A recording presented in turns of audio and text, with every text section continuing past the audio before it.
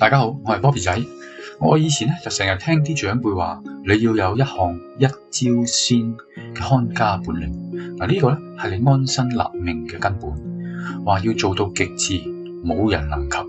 同時你要好似章魚咁，伸出多條觸手去連結、學習、整合其他領域嘅知識，形成你嘅能力矩陣。一專多能，先至能夠喺變化莫測嘅世界立於不敗之地。呢句話聽落好似好簡單，但其實蘊藏咗好深嘅智慧。特別喺而家呢個社會，人人每日都面對住變化同埋壓力。想象下，你喺職場上朝頭早起身已經覺得好攰啦，因為可能琴晚又刷咗幾個鐘頭嘅短片，因為擔心自己嘅技能同資訊可能過時。呢個就係現代人嘅心態，就係咁樣一方面驚俾 AI 取代，一方面又想追求自由同埋多元嘅發展，但係又唔知點樣入手喎。呢種內心掙扎就好似一場無形嘅戰爭，赤膊上陣嘅感覺，就係無一技傍身嘅寫照。如果你淨係靠運氣，又或者一般普及知識，呢個競爭激烈嘅世界隨時會將你淘汰。一技傍身嘅重要性喺古時代武士上陣嗰陣時如果冇一把鋒利嘅劍又或者一招絕學就等於自尋死路嘅。喺現代社會其實都係一樣。呢個一技就係你嘅核心競爭力，要做到極致，無人能及。就好似李小龍喺武術界咁，佢就創立咗截拳道，唔單止係武術高手，仲融入咗哲學元素，強調好似水一樣適應環境。事實上李小龍就唔單止係武打明星，佢仲係一個哲學家、演員同埋導演。佢嘅哲學主張喺從多個學科去吸取精華，有用就留，冇用就棄。佢其實曾經就喺大學讀哲學嘅，融合東西方嘅思想，創造出自己獨一無二嘅系統。大家想象下，喺70年代，佢就已經預見咗現代人嘅心態。世界變化太快啦，淨係專精一門係唔夠嘅，係要靈活變通。佢嘅看家本領就係佢嘅武術基礎，做到極致，冇人能及，先至有本錢去伸展觸手。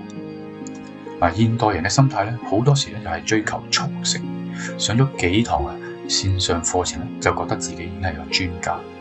但真正嘅一招鮮，可能係需要唔停咁去磨練。好似 Leonardo da Vinci 咁，佢係文藝復興時代嘅代表人物。佢就唔單止係畫家，仲係一位科學家、工程師同埋解剖學專家。佢就曾經秘密解剖人體屍體，研究肌肉同埋骨骼嘅結構，從而就令到佢嘅畫好似蒙羅麗莎咁栩栩如生，融合咗藝術同埋科學嘅極致。呢個故事就發人心醒嘅，因為現代人成日覺得時間唔夠用，工作壓力大，忽略咗深耕一門嘅重要性。Da Vinci 嘅心態就係唔滿足於表面，要鑽研去到極致，先至有能力連結其他嘅領域。至於話好似章魚伸出觸手嘅比喻章魚就係海洋中生存嘛，佢就靠多條嘅觸手去捕捉獵物，探索環境同埋適應各種嘅挑戰。喺現代社會就好似一片變化莫測嘅大海，經濟波動、科技革命、疫情衝擊，樣樣嘢都係一個考驗嚟嘅。現代人嘅心態往往就係焦慮同埋迷失。畢業生出嚟揾工就發現大學學嘅嘢已經係過時，中年人轉行又怕要從頭嚟過。呢個時候就需要伸出觸手去學習整合其他知識，形成能力矩陣。一專多能唔係亂學一通，而係以核心專長為中心輻射出去。舉個例子喺現今科技社會可能一個軟件嘅工程師，如果淨係專注 Python 程式嘅語言，做到極致無人能及呢個就係佢嘅看家本領。但係要立於不敗，就可能要好似章魚咁伸觸手去學 AI 啦、雲計算同數據分析等等。大家試諗下，一個工程師喺公司負責開發呢個 Apps 嘅，但係忽然 AI 工具興起，如果佢唔學，隨時咧可能會被取代。但係如果佢整合咗呢啲知識，就可以開發智能 Apps， 創造更大嘅價值。嗱，呢個咧例子反映咗現代人嘅心態。如果唔想被動等待變化咧，而係主動適應嘅話咧，隨時咧就可以轉化危機為機會。嗱，另外一個例子咧就好似企業家 Elon Musk 咁啦，佢咧就係現代博學者嘅代表啦。佢咧專精工程同埋物理，但係咧就伸足手去商業、太空探索同埋神經科學。嗱，佢咧好細個咧，其實已經自學程式設計噶啦。12歲咧就已經寫咗個遊戲程式去賣錢添。之後咧，當然咧就創立咗 Tesla、SpaceX 同埋 Neuralink 呢啲公司，融合多領域知識去解決全球問題。嗱，Musk 嘅心態咧就係現代人嘅縮影，佢咧就唔滿足於一成不變，總係想挑戰極限。但佢嘅成功可能係源於一招鮮呢個工程基礎，做到極致嗱，先至有本錢就整合其他嘢。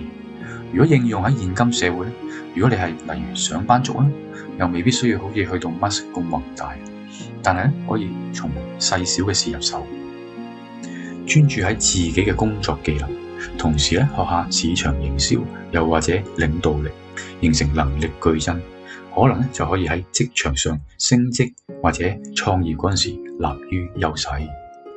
嗱，講到呢度，大家可能會諗呢個理念究竟有冇哲學基礎㗎？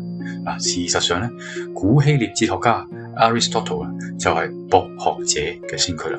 佢咧精通哲學、科學、政治同埋生物學。佢嘅理論強調咧，知識係互聯嘅，規範性思考唔單止描述世界，更要指導行動。Aristotle 咧就相信人類嘅潛力咧係在於多方面發展，唔係狹隘精專。嗱，但係現代人咧好多時咧就忽略咗呢一點，覺得專精咧就夠啦，結果咧就喺變化中迷失。譬如如果你係一位教育界嘅老師咧，專精科目知識係根本，但係伸足手去學心理學啊，又或者科技咧，就可能可以設計出更有效嘅教學方法，去幫助啲學生適應未來。其實呢個概念啊喺歷史上咧都成日重複出現嘅，只不過咧現代人嘅心態咧就令佢更加迫切。以前人類社會變化可能慢一啲，一技傍身足夠過一生，但係而家呢個社會啊，人工智能啊、元宇宙啊、氣候變化，每年咧都好似有新嘅挑戰咁，所以咧現代人嘅內心啊往往係矛盾嘅，想穩定但係又怕落後，想多元但又怕分散精力。嗱，呢種掙扎咧就好似 Da Vinci 喺文藝復興時代嗰陣時面對嘅一樣啦。佢唔止畫畫，仲設計飛行器同埋水利系統。好多人未必知嘅就係佢咧係素食者同埋動物權利嘅倡導者。買籠鳥放生，反映佢整合倫理同科學嘅心態。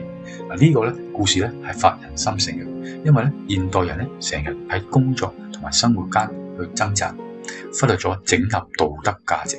但係如果你可以應用呢個咧喺職場上嘅專精技能之餘咧，學下可持續發展知識，就能貢獻社會，同時提升自己。